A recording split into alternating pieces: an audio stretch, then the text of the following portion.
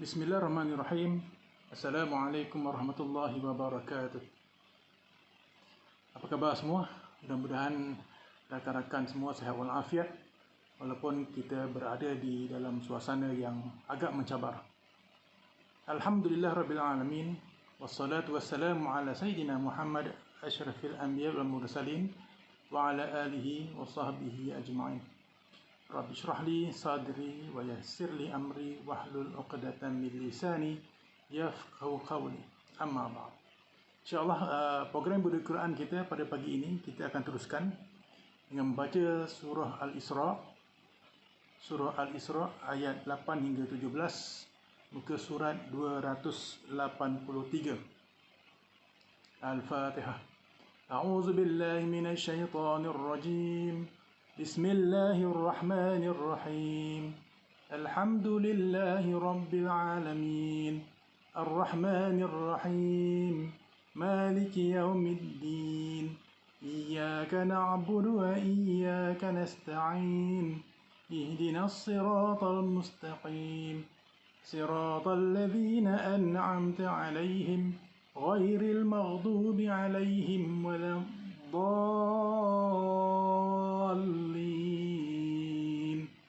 Amin. Surah Al-Isra ayat 8 ke surat 283. A'udzu billahi minasy syaithanir rajim. Bismillahirrahmanirrahim. Asa rabbukum an yarhamakum wa in udtum udna wa ja'alna jahannama lil kafirina hasira. Mudah-mudahan Tuhan kamu akan mengasihani kamu kalau kamu bertaubat, dan jika kamu kembali menderhaka, maka kami pula akan kembali menyiksa kamu di dunia, dan kami telah jadikan neraka penjara bagi orang-orang kafir pada hari akhirat. Inna hadzal Qur'ana yahdi lillati hiya aqwam wa yubashshirul mu'minin alladhina ya'maluna as-salihati anna lahum ajran kabira. Sesungguhnya Al-Quran ini memberi petunjuk ke jalan yang amat betul, iaitu agama Islam, dan memberikan berita yang menggembirakan kepada orang-orang yang beriman, yang mengerjakan amal-amal soleh, bahawa mereka beroleh pahala yang besar.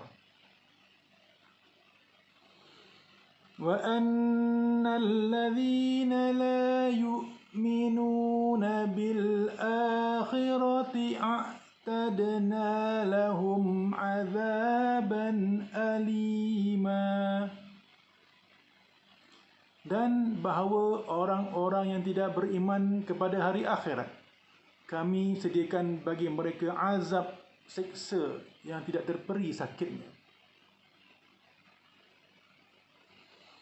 Wa yad'ul insanu bisyarri du'aahu bil khair wa kana al insanu ajula. Dan manusia berdoa dengan memohon supaya ia ditimpa kejahatan sebagaimana ia berdoa dengan memohon kebaikan, dan sememangnya manusia itu bertabiat terburu-buru. Wa ja'alna al-laila wan-nahara ayatain. فمحونا آية الليل وجعلنا آية النهار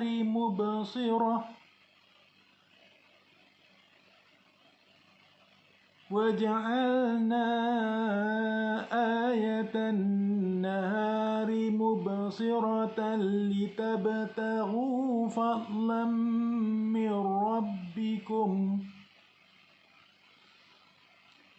لتبتغوا فضلا من ربكم ولتعلموا عدد السنين والحساب وكل شيء فصلناه تفصيلا.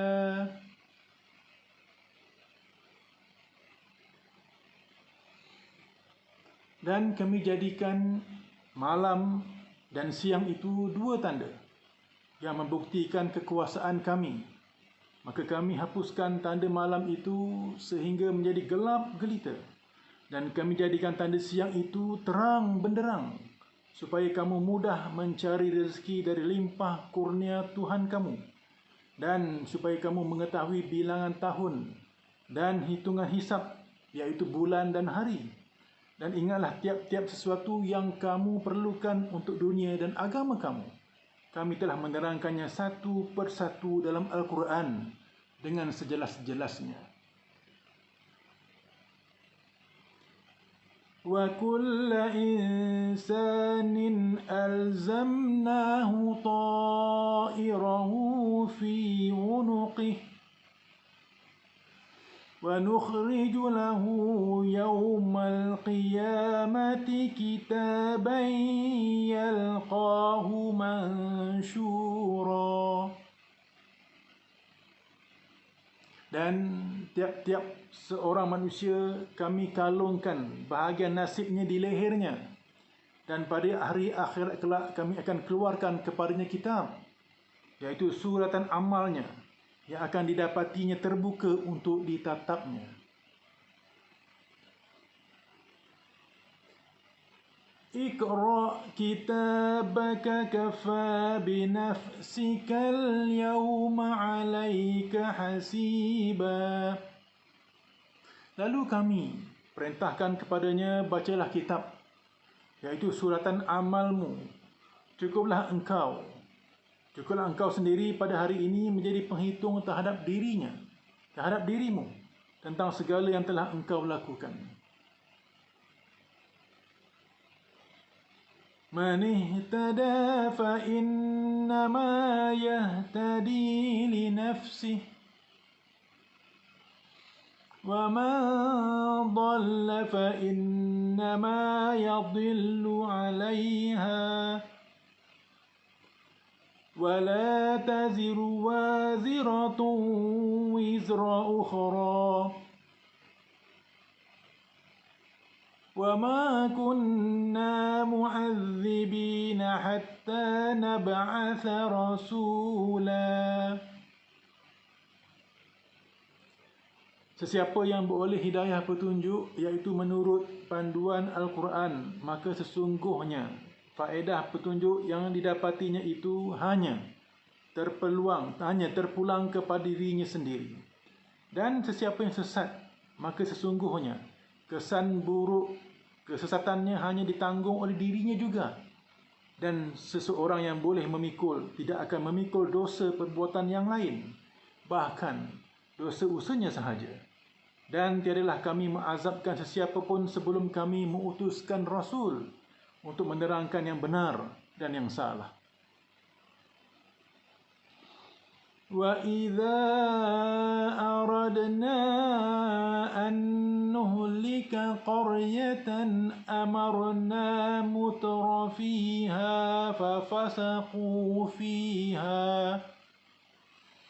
فَفَسَقُوا فِيهَا فَحَقَّ عَلَيْهَا الْقَوْلُ فَدَمَّرْنَاهَا تَدْمِيرًا. Dan apabila sampai tempoh kami hendak membinasakan penduduk sesebuah negeri, kami perintahkan lebih dahulu orang-orang orang yang melampau dengan kemewahan di antara mereka supaya taat. Lalu mereka menderhaka dan melakukan maksiat padanya, maka berhaklah negeri itu dibinasakan, lalu kami menghancurkannya sehancur-hancurnya. وَكَمْ أَهْلَكْنَا مِنَ الْقُرُونِ مِنْ بَعْدِ نُوحٍ وَكَفَى بِرَبِّكَ بِذُنُوبِ عِبَادِهِ خَبِيرًا بَصِيرًا. Dan berapa banyak umat-umat yang kami telah binasakan sesudah zaman Nabi Nuh. Dan cukuplah Tuhanmu, wahai Muhammad, mengetahui lagi melihat akan dosa-dosa hamba-Nya. Sadaqallahul azim. Alhamdulillah, rakan-rakan yang dirahmati sekalian, daripada ayat yang kita bacakan tadi, surah Al-Isra ayat 8 hingga 17, kita kongsikan terlebih dahulu tentang hukum tajwid. Antaranya ialah yang terdapat dalam ayat 8 berkaitan dengan sebutan huruf ra. Rabbukum, ra. Sudah pasti di situ dibaca dengan tebal sebab ra berbaris atas. Dan ra yang kedua, ayyarhamakum, yar. Dan di sini ra tidak berbaris, menerima tanda mati tebal kerana sebelumnya ada huruf ya yang berbaris atas. Ada huruf sebelumnya yang berbaris atas, yaw. Kemudian dalam ayat yang sama, ayat 8, hukum tajwid yang berikutnya ialah pada bacaan uttum. Dal tidak dilafazkan, malah bunyi dal dimasukkan ke dalam ta. Bila sebut masuk dalam tajwid, ada satu istilah yang dipanggil sebagai idgham. Dan idgham di sini ialah idgham mutaqaribain, iaitu bertemunya dua huruf.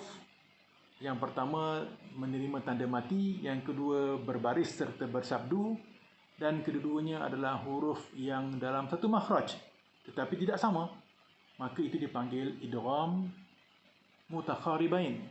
Kalau kedua-duanya adalah huruf yang sama, seperti mim dengan mim, seperti ta dengan ta, ataupun ta dengan ta, maka itu ada dipanggil idgham mutamathilain. Kemudian kita akan jumpa juga di sini beberapa bacaan yang dipanggil qalqalah, ud, qalqalah sughra. Huruf qalqalah ada 5, qaf, ta, ba, jim, dal. Ayat yang berikutnya, ayat 9.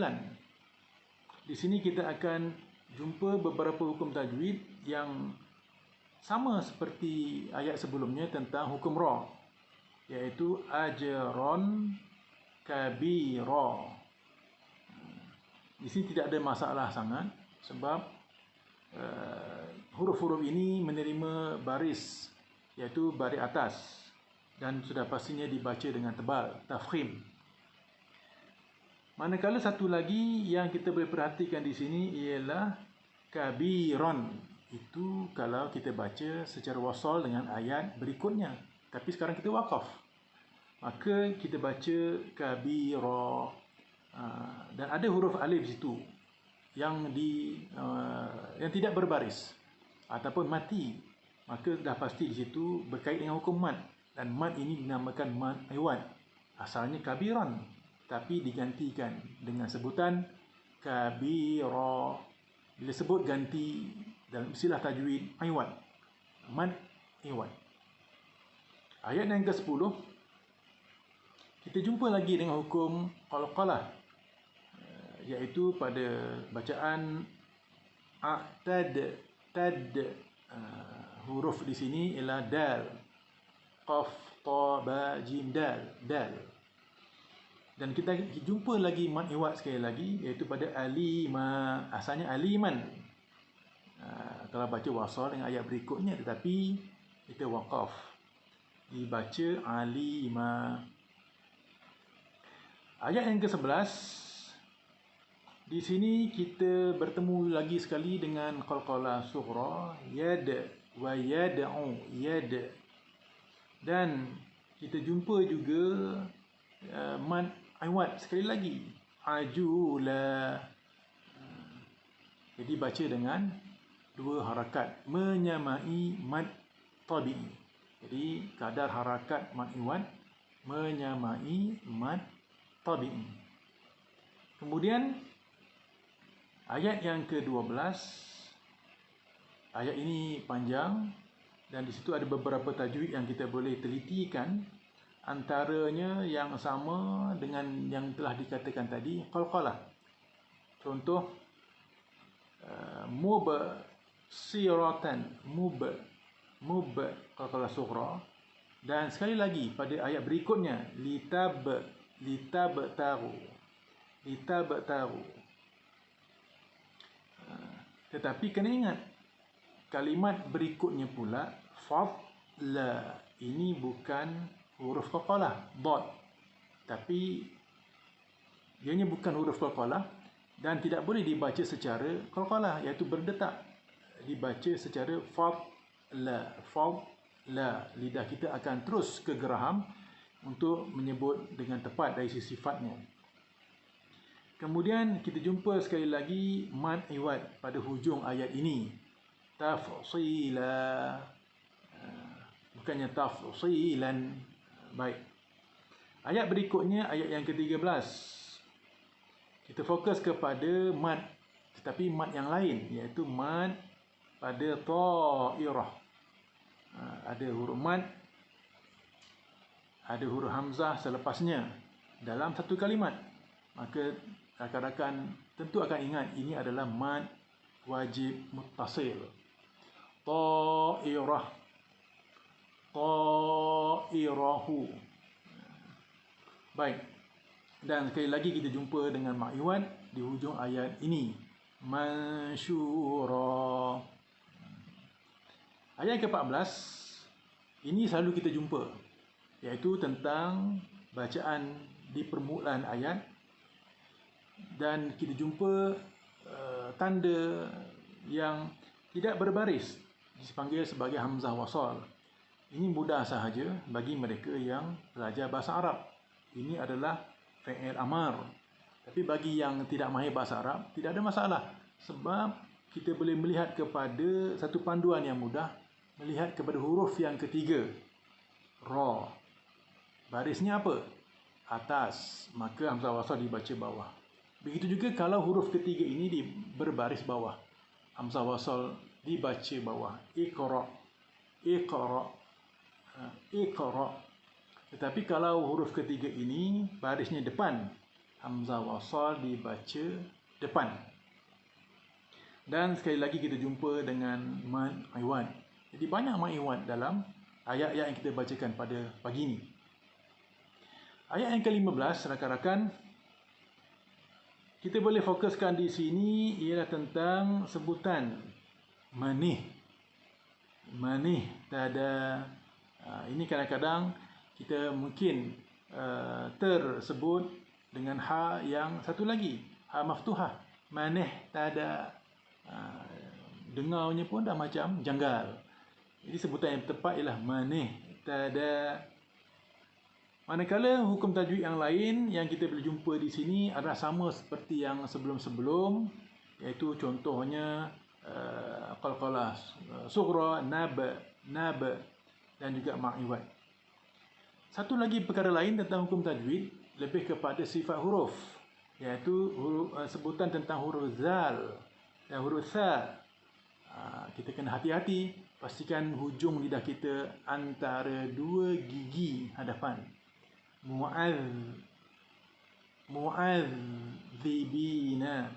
nab'atha.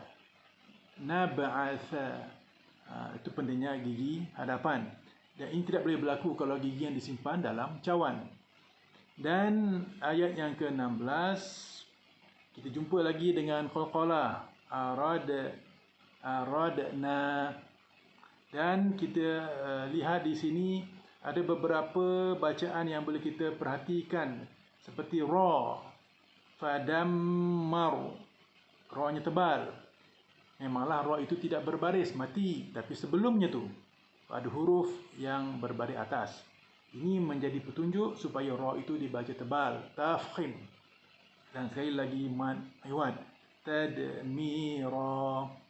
Akhir sekali ayat yang kita bacakan, yang ayat ke-17.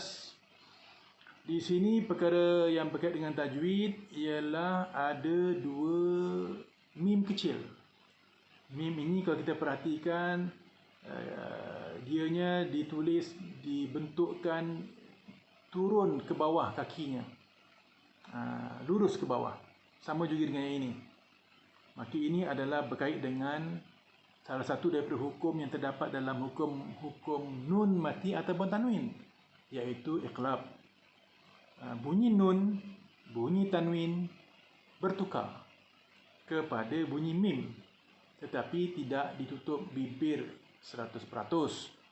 Direnggangkan sekadar sekeping kertas antara dua bibir. Bila disebut bertukar, istilah tajwid disebut sebagai iqlab. Tukarkan sebutan tersebut. Min ba'di khabiran ba. Jadi rakan-rakan, itu sedikit tentang tajwid. Alhamdulillah, kita akan beralih kepada perkara lain berkaitan dengan tafsir ayat Al-Quran Karim. Daripada ayat 8 hingga ayat 17, banyak maklumat-maklumat yang boleh menjadikan panduan kepada kita. Apatah lagi ianya berkait dengan cerita-cerita kaum-kaum yang terdahulu.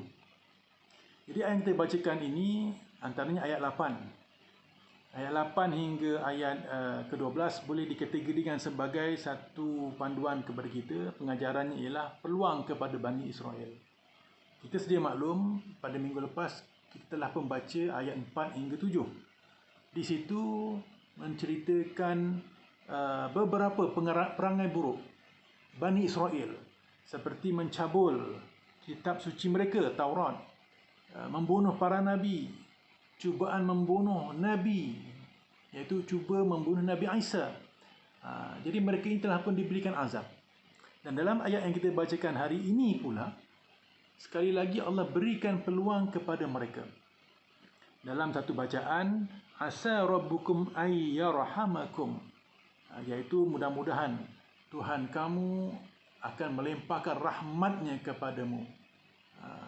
Inilah sifat Rahman, sifat Rahim Allah SWT kepada umat manusia, termasuk kita. Jadi kita kena rebut peluang untuk mendapatkan sifat-sifat ini. Namun begitu, pada masa yang sama, sekiranya telah diberi peluang tapi masih nak kembali ke perangai-perangai yang lama, yang jahat, yang buruk, yang keji, wa in uttum udna, maka sekali lagi Allah akan berikan azab kepada mereka yang engkar, mereka yang kufur. Dan contoh di sini ialah kepada Bani Israel. Jadi kita kena menginsafi dalam hal ini. Nikmat Allah berikan, kita syukuri, dan jangan kita kembali untuk melakukan perkara-perkara yang berbentuk maksiat. Kita sedia maklum dalam bab sirah nabawiyah Nabi Muhammad SAW, cerita tentang Yahudi ini berlaku juga kepada zaman Nabi Muhammad SAW di Madinah contohnya.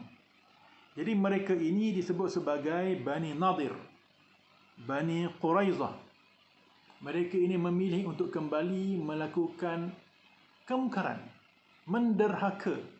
Setelah dibuat perjanjian-perjanjian, jadi mereka memilih untuk menderhaka. Mereka tidak mahu patuh kepada Al-Quranul Karim. Mereka tidak mahu mendengar ajaran Nabi Muhammad SAW. Jadi balasannya, mereka ini telah dihalau. Bani Nadir dihalau keluar. Manakala Bani Quraizah telah dibunuh semuanya. Ada sebab. Bukan bunuh ini adalah bunuh yang dilihat sebagai menafikan kemanusiaan. Ini telah pun disebut dalam sirah nabawiyah. Inilah balasan yang dikenakan kepada mereka. Dan bukan itu saja, balasan kepada mereka yang engkar ini tertulis juga kepada mereka di hari akhirat. Wa ja'alna jahannama lil kafirina hasira. Mereka ini diberikan azab, iaitu neraka Jahannam. Wal a'yazubillah. Tuan-tuan, rakan-rakan yang hormati sekalian, dalam ayat yang ke-9, kita kena yakin bahawa Al-Quran satu-satunya petunjuk yang hakiki, yang memberi taufik dan hidayah kepada siapa? Iaitu hiya aqwam, mereka yang betul-betul berada di jalan yang lurus. Ini satu keyakinan kepada kita. Malah di situ disebut juga Al-Quran ini sebagai satu berita gembira kepada orang-orang yang beriman. Wa yubasyirul mu'minin. Apa faktornya? Faktornya di sini ialah mereka melakukan amal-amal soleh, ya'maluna salihat. Malah mereka juga akan diberikan balasan yang sebanyak-banyaknya, ajran kabira. Tuan-tuan, rakan-rakan yang dirahmati sekalian, inilah kelebihan apabila manusia yang beriman dengan Allah SWT dan juga Nabi Muhammad SAW menjadikan Al-Quran sebagai petunjuk yang sebenar, bukannya petunjuk yang dirujuki di peringkat akhir. Kita teruskan dalam ayat yang ke-10. Di sini mengandungi ayat yang nak memberi kepada kita satu teguran, iaitu kalau kita pada ayat yang ke-9 tadi beriman, maka kita akan dapat berita yang gembira kerana kita melakukan amal soleh dan kita akan dapat pahala yang banyak. Itu kalau beriman. Tapi kalau sebaliknya, inilah hebatnya tarbiyah dalam pendidikan dalam Islam. Ada dua-dua jalan berjalan serentak. Kalau buat baik, disuruh buat baik, akan dapat sesuatu yang baik, dan pada masa yang disuruh tinggalkan yang buruk sebab diberikan pengkhianatan. Sama dengan ayat yang ke-10 ini, iaitu mereka yang tidak mahu beriman dengan hari akhirat, maka Allah sediakan kepada mereka azab yang pedih. Wal a'yazubillah. Tuan-tuan dan puan-puan, rakan-rakan yang hadir sekalian, jadi ini bukan sahaja kepada mereka yang bergelar Bani Israel. Disebut a'tadna lahum, kepada mereka juga mana-mana manusia yang ingkar. Wal a'yazubillah. Sekali lagi. Ayat yang ke-11. Satu contoh perbuatan mereka yang menyebabkan mereka terperosok, terjerumus ke dalam balasan yang sangat keji, iaitu yad'u wa yad'ul insanu bisyarri du'aahu bil khairi. Ini amalan mereka. Inilah perbuatan mereka yang mereka selalu buat, iaitu mereka minta kepada Allah Ta'ala. Mereka tahu ada Allah, tapi mereka salah guna hubungan manusia dengan Allah, iaitu mereka minta untuk kejahatan sebagaimana mereka minta untuk kebaikan. Ataupun dengan kata lain, mereka berdoa supaya Allah turunkan keburukan kepada yang lain. Di sini jelas mereka berdoa kepada Allah agar turunkan balasan buruk kepada Nabi Muhammad, kononnya telah membawa ajaran yang sesat. Kalau tahu kenapa ini mereka boleh buat, sebab mereka ini bersifat ajula, tergesa-gesa, merujuk kepada fikiran akal semata-mata, tidak mahu menggunakan Al-Quran, kitab-kitab suci sebagai panduan bagi kita umat Nabi Muhammad. Tentulah merujuk kepada Al-Quranul Karim, supaya kita tidak menjadi seperti mereka, iaitu golongan yang ajula. Kan bagus di sini kita meniru, kita mencontohi, kita mengikuti akhlak Nabi Muhammad SAW, iaitu mendoakan kebaikan walaupun kumpulan-kumpulan tertentu telah mencederakan Nabi Muhammad SAW, seperti di Taif. Itu lebih baik. Jadi ini sebagai satu larangan dan peringatan kepada kita, jangan kita berdoa untuk keburukan diri ataupun keburukan orang lain. Kerana dikhawatirkan doa itu akan bertepatan dengan sa'atul ijabah. Mana tahu tiba-tiba dimakbulkan. Wal-iyazubillah. Kan bagus digantikan dengan doa yang baik-baik. Sebab kita tidak tahu apa yang akan berlaku akan datang. Contoh situasi yang berlaku pada hari ini. Maka kita gantikan dengan doa yang baik. Doa hindar daripada musibah, daripada wabak, daripada penyakit berjangkit. Doa supaya semua umat Islam sihat walafiat. Doa supaya semua manusia juga terselamat. Supaya tidak berlaku yang buruk-buruk. Sebab banyak gejala-gejala negatif boleh berlaku dalam keadaan yang sukar pada hari ini. Tapi itulah dia hakikat mereka yang bersifat tergesa-gesa. Sebab itu orang Islam yang beriman, sifat mereka apa dia? Tenang. Dalam ketenangan ada ikhtiar dan usaha yang bermanfaat untuk semua. Tuan-tuan, puan-puan, rakan-rakan yang dimiliki sekalian, ayat yang ke-12 sekali lagi kita dihidangkan dengan ayat yang berunsurkan tauhid. Wa ja'alna al-laila wan-nahara. Allah ciptakan malam, Allah ciptakan siang. Ini dua ni tanda Allah itu maha berkuasa. Maka sudah ada ayat tauhid di sini. Bila muncul malam, maka gelap. Bila muncul siang, terang. Dah berlaku siang, Allah perincikan lagi sebagai panduan kepada kita, iaitu untuk kita mengambil manfaat. Waja'alna ayatan nahari mubsirah. Untuk mengambil manfaat, iaitu litabtaghu fadlan min rabbikum. Mencari kurniaan-kurniaan dari Tuhanmu. Tapi buat masa sekarang kita dengarlah pemerintah yang berkuasa telah keluarkan arahan untuk duduk di rumah. Duduklah di rumah buat masa ni. Carilah fadla ini, kurniaan-kurniaan ini dengan cara yang lain yang tidak memudaratkan. Tuan-tuan, rakan-rakan yang sekalian, selain daripada itu, adanya malam siang ini untuk mencari rezeki, Allah jadikan dua-dua ini juga untuk manfaat kita seluruh umat manusia.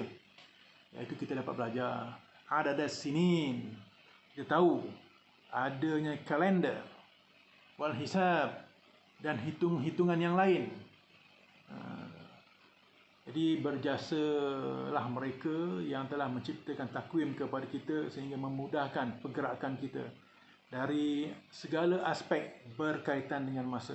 Bayangkan kalau tidak ada kalender. Nak periksa tak tahu bila, nak cuti tak tahu bila, nak kerja tak tahu bila, dan sebagainya, huru-hara akhirnya.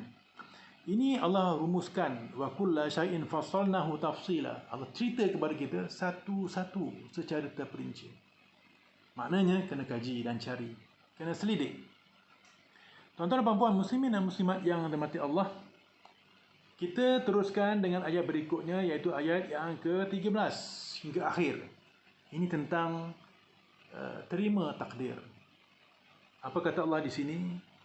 Wa kullu insanin alzamnahu ta'irahu fi unuqih. Ini Allah nak gambarkan perangai beberapa kumpulan manusia yang tidak mahu beriman kepada qada qadar. Cuba kita perhatikan terjemahan ini. Dan tiap-tiap seorang manusia kami kalungkan bahagian nasibnya di lehernya. Apa maksudnya tu? Kalungkan bahagian nasib di lehernya. Nak cerita ni, perangai orang-orang Arab dahulu disebut satu pepatah Arab kerana burung, iaitu menggantung burung di tengkuknya. Ini pepatah Arab. Maksudnya apa? Mereka ini selalu menggunakan burung sebagai isyarat kepada untuk melakukan sesuatu. Contoh, kalau nak musafir, maka mereka akan lepaskan burung tu. Kalau burung tu ke kanan, mereka akan teruskan musafir. Kalau burung tu ke kiri, mereka akan batalkan. Ada juga cerita orang Melayu, nelayan sebelum pergi ke laut, lihat isteri tidur. Arah mana? Arah kanan, pergi. Tidur, arah kiri, tak jadi pergi. Cukup setakat tu saja. Jangan mana-mana arah, sebab burung dia dua arah tu sahaja. Begitu juga dengan isyarat burung yang lain. Contohnya katalah burung yang memakan bangkai. Dilihat banyak di padang pasir. Itu maknanya isyarat apa tu? Iaitu isyarat kepada kematian yang mereka tak suka. Itu ataupun dengan kata lain nasib yang buruk. Ini yang dikatakan kepada mereka sebab mereka tidak mahu meneliti kepada qada dan qadar yang diciptakan oleh Allah Ta'ala. Malah mereka sudah menggunakan satu cara yang jauh menyimpang daripada ajaran yang benar. Rakan-rakan yang dirahmati sekalian, seterusnya di situ Allah berikan satu jalan keluar kepada mereka, dan kami keluarkan baginya pada hari kiamat sebuah kitab yang dijumpainya terbuka.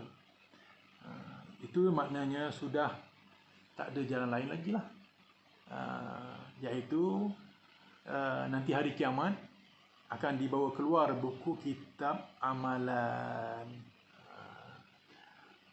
Jadi ini berkait dengan apa yang kita buat di dunia.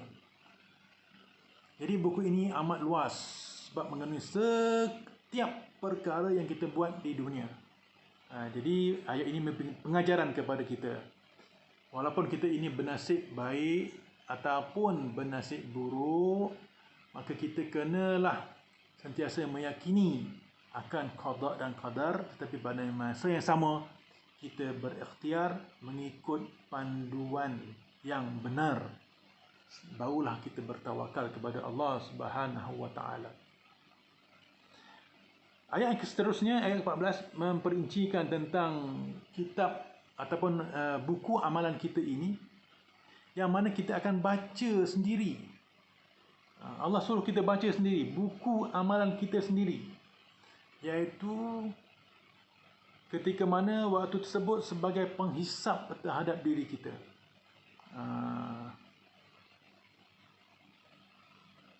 Iqra, fi'il amar, kata kerja. Kata kerja suruhan, bacalah. Jadi kita akan baca. Jadi cukuplah, Allah kata kafa binafsika al-yawma 'alaika hasiba. Cukuplah dirimu sendiri pada waktu itu sebagai penghisap terhadapmu. Bila kita baca, kita tengok apa akan berlaku ketika itu. Sama macam hari ini, kalau kita baca komen-komen terhadap diri kita, cukuplah dengan bacaan secara peribadi tersebut untuk memberi petunjuk kepada kita.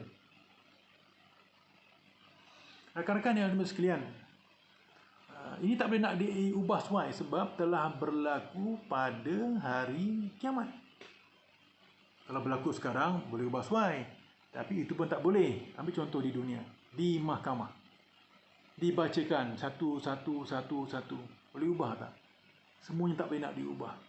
Sebab mereka telah mencatatnya dengan penuh rujukan serta bukti-bukti dan evidence. Jadi yang kita baca itu seronoklah kalau beritanya yang baik-baik. Sedekah banyak, solat banyak, zikir banyak. Tapi bayangkan kalau yang kita baca itu yang buruk-buruk, kesalahan, pemerah. Siapa yang nak disalahkan? Diri sendiri. Rakan-rakan yang dirahmati sekalian, sebab itu dalam ayat yang berikutnya, ayat yang ke-15, disebut tentang petunjuk. Man ihtada fa innama yahtadi li nafsihi. Kalau seseorang yang berbuat sesuai dengan hidayah Allah Ta'ala, maka sesungguhnya dia berbuat itu untuk dirinya sendiri. Buat pahala, dia dapat pahala tu. Begitu juga wa man dhalla fa innama yadhillu 'alaiha. Kalau dia buat benda yang buruk, maka dia sendiri akan dapat kerugiannya. Ini bermaksud wala taziru waziratu wizra ukhra, iaitu seseorang tak boleh menanggung dosa orang lain. Wah, dulu kita masa kecil-kecil mungkin agaknya lah. Bila main-main, gaduh-gaduh, tak apa. Dosa engkau aku tanggung. Wah gitu, kecil-kecil, mana tahu. Sebenarnya inilah dia. Jadi masing-masing. Memanglah, walaupun begitu, dalam bab dakwah, dalam bab tarbiyah, kita ada tanggungjawab. Iaitu sentiasa mengajak orang melakukan kebaikan dan meninggalkan kejahatan. Walaupun dalam hal ini tidak ada istilah menanggung dosa orang lain. Kita dalam hal ini mengambil satu pengajaran, iaitu qu anfusakum wa ahlikum nara. Selamatkan diri kamu dan ahli keluarga kamu daripada api neraka. Dan ini juga sebagai satu kenyataan yang jelas bahawa Allah tidak mengazab manusia suka-suka kalau orang tu dah buat dosa, melainkan Allah telah utus seorang rasul. Wa ma kunna mu'adzabin wa ma kunna mu'adzibina hatta nab'atha rasula.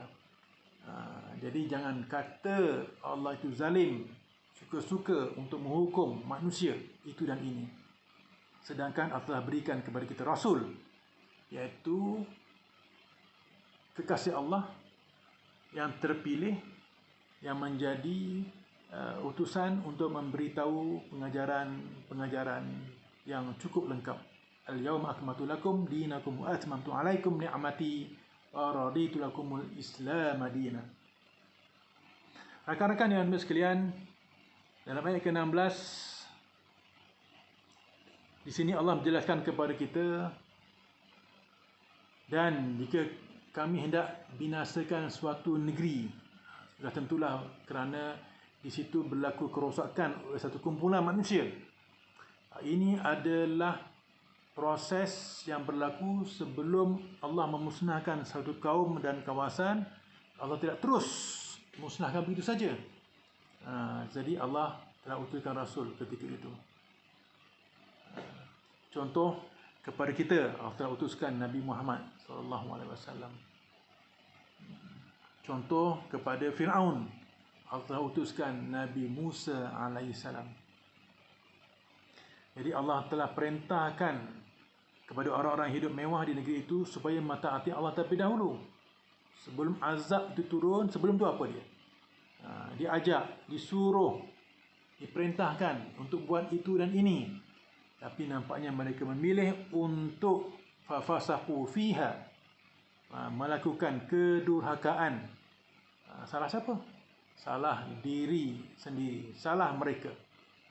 Bila kita perhatikan banyak cerita-cerita yang dinyatakan dalam Al-Quran, termasuk yang berlaku pada hari ini.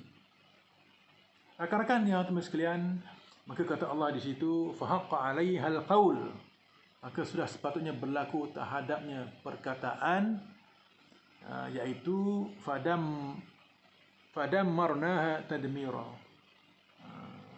Maka kami hancurkan negeri itu sehancur-hancurnya kerana mereka memilih untuk melakukan pendurhakaan.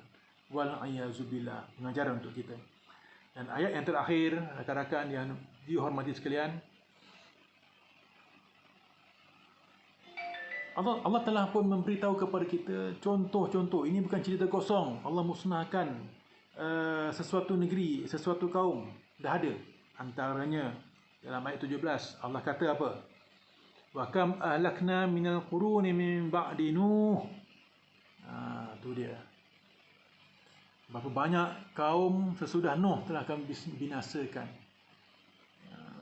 Itu cukuplah tu. Cerita tu, contoh itu untuk menakutkan kita. Janganlah kita buat kerosakan. Nanti Allah akan memusnahkan bukan kita sahaja, malah tempat kita tinggal. Dan kata Allah, wa kafa bi rabbika bi dzunubi ibadihi khabiran basira. Dan cukuplah Tuhanmu Maha mengetahui lagi Maha melihat dosa hamba-hambanya. Dan satu lagi, selain pada contoh-contoh itu tadi, dan kita boleh jadikan Allah yang bersifat khabir, Allah yang bersifat basir, dua tu pun dah cukup untuk jadikan kita ini agar tinggalkan dosa-dosa, sebab Allah memerhatikan kita. Sebab Allah melihat kita, maha mengetahui, maha melihat. Jadi tuan-tuan, marilah kita mengambil iktibar daripada ayat-ayat yang kita bacakan pada hari ini. Ayat 8 hingga 17 dengan melihat, merenung kisah-kisah umat terdahulu sebagai pengajaran dan peringatan kepada kita untuk kita tinggalkan sebarang maksiat dan kembali kepada melakukan amal-amal soleh. Mudah-mudahan itu semua menjadi kabar gembira kepada kita untuk kita mendapat ganjaran yang berlipat ganda di akhirat. Manakala di dunia, itu pun Allah telah sediakan kepada kita yang berbentuk nikmat iman, nikmat Islam, nikmat sehat, walaupun dalam keadaan kita ini diduga dengan wabak virus COVID-19. Tapi sebahagian besar daripada kita di Malaysia ini masih lagi sehat, dan kita mengambil iktibar daripada apa yang berlaku di negara-negara lain untuk kita melakukan ikhtiar dan akhirnya bertawakal kepada Allah SWT. Jadi banyak-banyakkan ikhtiar dan juga berdoa. Mudah-mudahan kita dan juga saudara-saudara kita sentiasa selamat di dunia dan juga di akhirat. Dan itu sahaja tuan-tuan budaya Quran untuk hari ini, dan kita sudahi dengan doa khatam Al-Quran. Allahumma arhamna bil Quran waj'alhu lana imaman wa nuran wa hudan wa rahmah. Allahumma dhakkirna minhu ma nusina wa 'allimna minhu ma jahilna warzuqna tilawatahu آناء الليل وأطراف النهار واجعله لنا حجة يا رب العالمين. Yang baik daripada Allah SWT. Kalau ada salah silap, saya mohon maaf zahir dan batin. Aqulu qawli hadza wa astaghfirullah li wa lakum. Wassalamualaikum warahmatullahi wabarakatuh.